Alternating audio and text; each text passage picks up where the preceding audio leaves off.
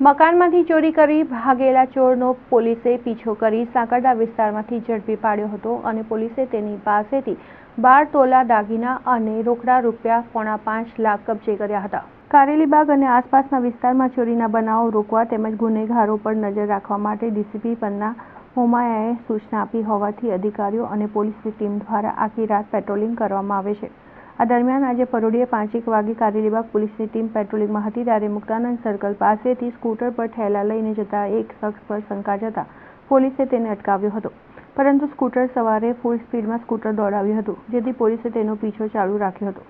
લગભગ 4 કિલોમીટર પીછો કર્યા બાદ સાંકરડા પેટ્રોલ પંપ પાસે સ્કૂટર છોડીને ભાગવા જતા પકડાઈ ગયા હતા। તેનું નામ હસમુખ મકવાણા ઉર્ફે મનસુખ કલાણી દાહોદના હોવાનું જાણવા મળ્યું હતું। પોલીસે તેની પાસેના ઠેલા તપાસતા અંદરથી 12 તોલા જેટલા દાગીના અને રોકડા ₹4.75 લાખ મળ્યા હતા।